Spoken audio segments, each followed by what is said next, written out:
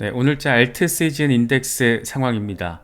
현재 12를 기록하고 있습니다. 12라는 숫자 되게 오랜만에 바라보는 것 같은데 이건 2년 최저 수준입니다. 지금 시장 상황이 어떤지 아주 선명하게 느끼게 만들어주는 그런 숫자입니다. 이란 의회가 호르무즈 해협 봉쇄를 의결하면서 국제 유가 급등에 대한 우려가 현실화되고 있습니다. 트럼프도 가만히 있지는 않을 거라서 이번 중동 리스크는 꽤나 강력하게 전체 금융시장에 추가적인 충격파를 가할 가능성도 충분히 자리하고 있는, 그래서 고려해야 하는 그런 상황이 된 모습입니다.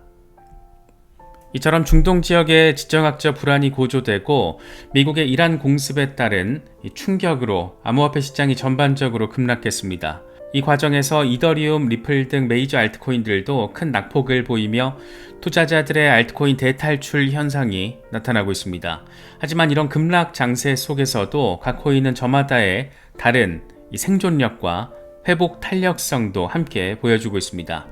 이번 영상에서는 최근 시장 급락 국면에서 메이저 알트코인들의 동향을 비트코인과 비교해서 살펴보고 온체인 지표와 기술적 분석, 펀더멘털 등을 종합적으로 고려해서 이들 알트코인들의 구조적인 반등 가능성도 평가해 보도록 하겠습니다.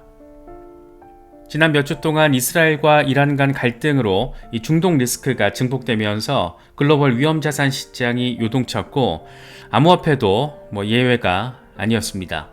투자 심리가 얼어붙으면서 알트코인들이 크게 타격을 받았는데 중동 갈등 격화 이후에 알트코인들은 전체적으로 20% 수준의 급락이 나타났다, 이런 분석도 나오고 있습니다.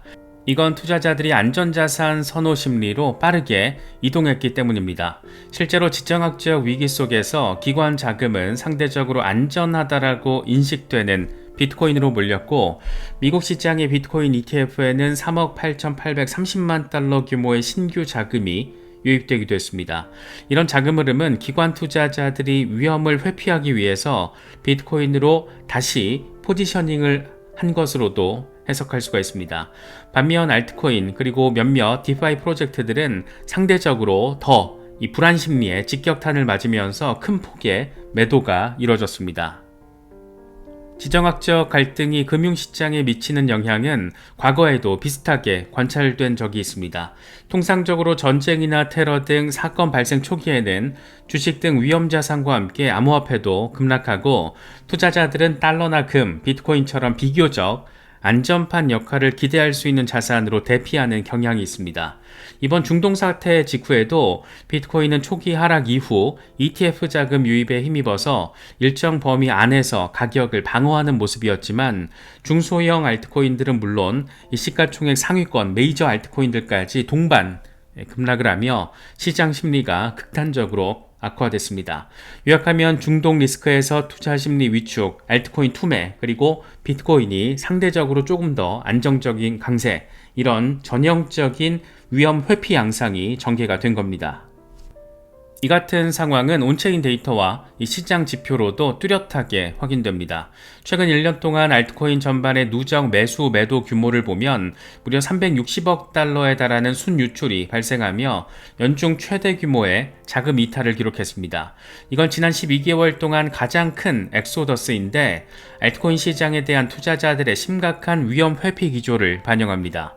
같은 기간 비트코인은 사상 최고가 부근에서 거래되고 있었고 비트코인 시총 점유율, 그러니까 도미넌스는 60% 수준으로 올라서 1년 이 최고 수준을 확인하기도 했습니다.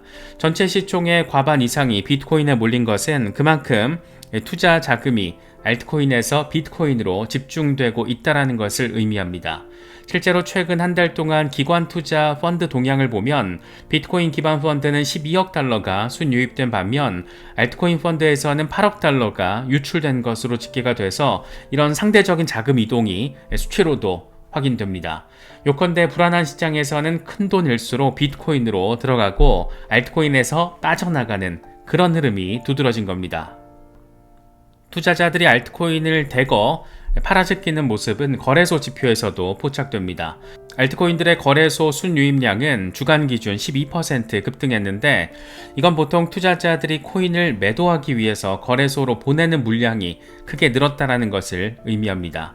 한편 알트코인 지갑의 온체인 활동성도 급감해서 활성 주소 수는 전달 대비 15%나 감소한 것으로 나타났습니다. 이건 특히 개인 투자자들의 거래 참여가 줄어들었다는 것을 시사하고 시장에 대한 관심이 급속하게 식고 위험을 회피하는 심리가 강해졌다는 것을 보여줍니다. 반대로 비트코인은 동일 기간 24시간 거래 대금이 357억 달러 수준으로 여전히 상대적인 견조함을 보여줬고 알트코인 거래 대금은 184억 달러로 전주 대비 22% 감소해서 현격한 차이를 보였습니다. 결국 온체인 활동성, 거래량 등 모든 면에서 비트코인의 독주와 상대적인 독주와 알트코인의 상대적인 부진이 상당히 뚜렷했다. 이렇게 정리할 수가 있습니다. 흥미로운 점은 기술적인 지표에서도 이런 심리 차이가 반영됐다는 겁니다. 비트코인의 RSI, 일간 RSI는 6월 21일 기준으로 68 수준, 이 과매수에 근접한 강세권에 있었던 반면 알트코인 RSI는 38 수준까지 떨어져서 과매도 구간에 진입했습니다. 이건 알트코인이 단기 급격히 팔려나가며 가격이 과도하게 떨어졌을 수 있다는 것을 시사하는 부분이고 반대로 비트코인은 상대적으로 비트코인도 지금 많이 하방 압력을 받고 있지만 상대적으로 덜 떨어져서 과열 상태에 가까웠다는 것을 의미합니다. 다시 말해서 비트코인 과매수 그리고 알트코인 과매도 이런 극단적인 괴리가 발생하기도 했던 겁니다. 게다가 이더리움과 솔라나의 비트코인 대비 상대 가격, 그러니까 이더 BTC, 이 솔라나 BTC 비율은 모두 몇 달 이 최저치로 약세를 보였습니다. 예컨대 이더 BTC 가격은 0.035까지 하락하며 최근 몇 달 가장 낮은 수준을 기록했고 솔라나도 현저히 약세였습니다. 이건 알트코인들이 비트코인에 비해서 상대적인 약세를 면치 못했다는 것으로 시장이 리스크 오프 국면에서 흔히 나타나는 그런 현상입니다. 최근 급락장에서 시총 상위 이 3개 알트코인들, 그러니까 이더리움, 리플, 솔라나는 공통적으로 하락을 겪었지만 각기 다른 강점과 버팀목을 선보였습니다.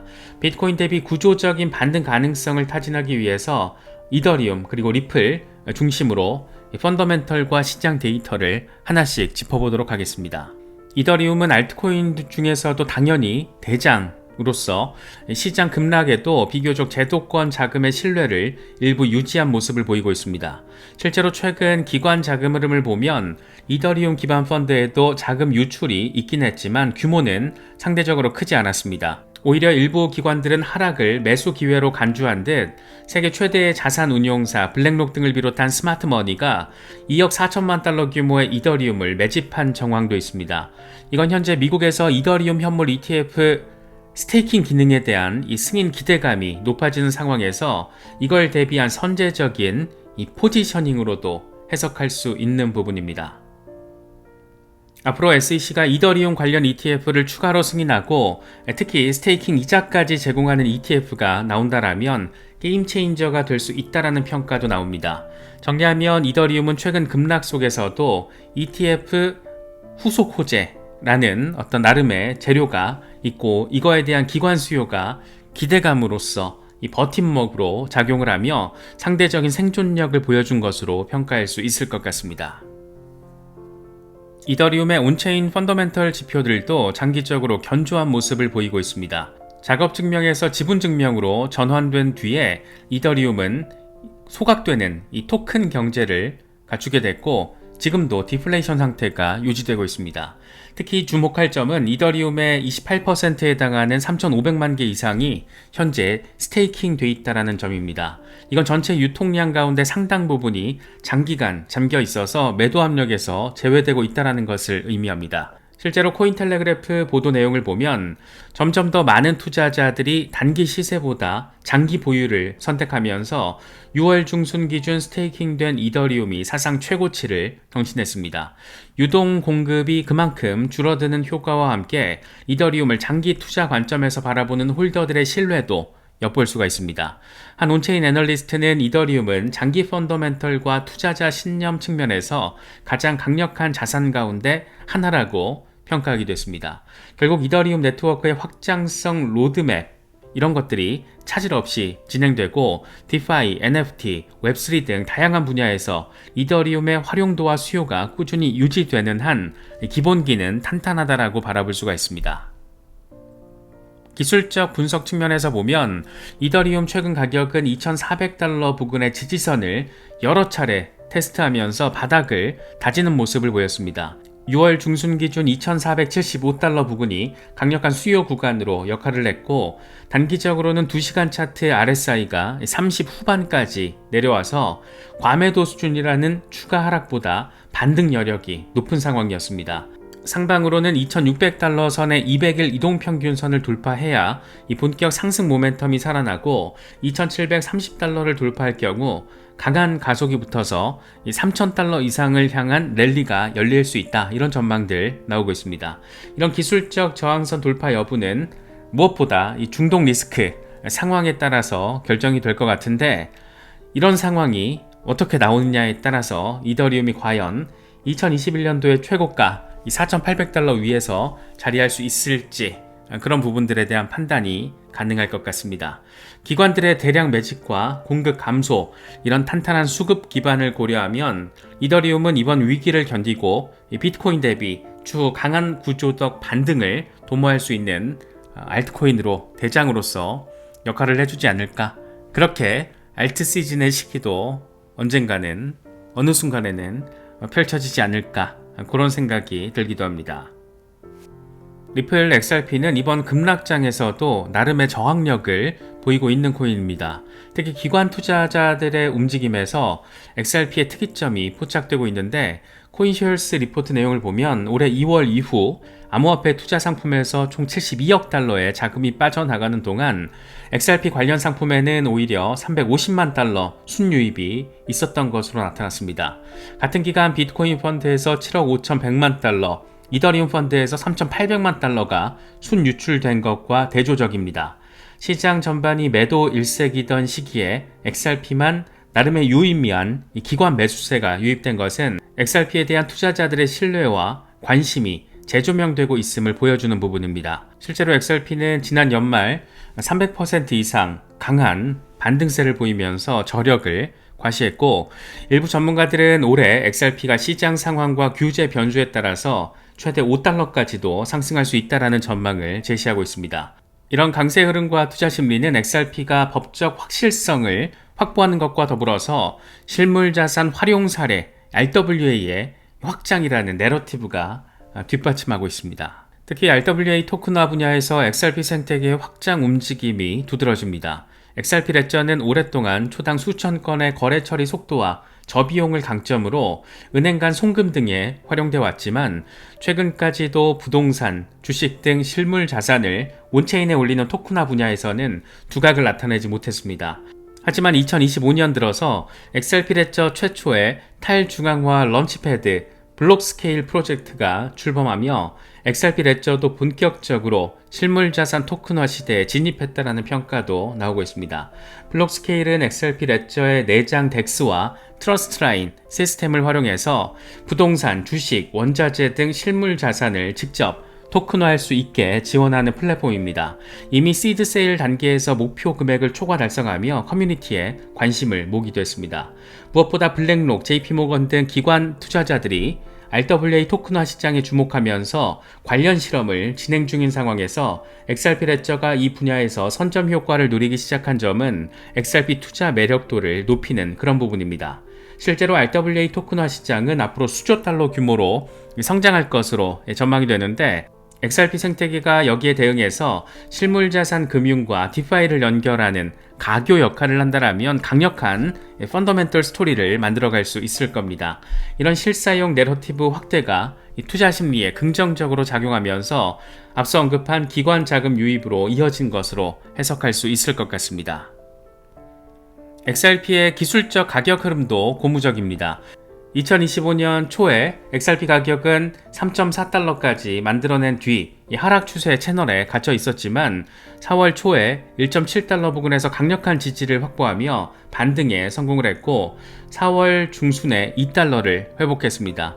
이후 2달러 수준의 중단기 중심선을 돌파하며 현재 2달러 초반에서 거래가 되고 있습니다. 이건 수개월 동안 이어진 하락 채널의 상단에 근접한 위치라고 할 수 있습니다.